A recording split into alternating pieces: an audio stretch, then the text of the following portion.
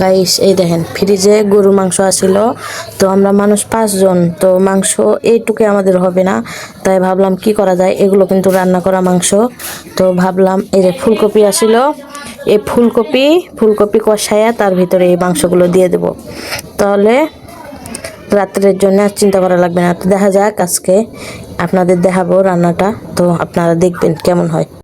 এবার এগুলো কেটে নিব, দেখবেন কিভাবে ম্যাজিক করে। এই যে দেখেন ম্যাজিক করে কেটে ফেলাইছি, দেখছেন। এই যে আমার রান্না শেষ, ফাইনাল লুক।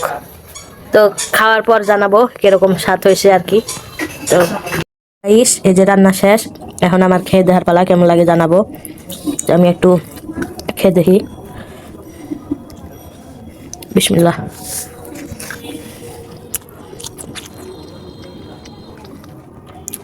তাই সেটা না খেলে আপনারা বুঝবেন না যে স্বাদ কত সুন্দর, মানে এটা খেতে কত মজা, অনেক বেশি মজা লাগে গাইস।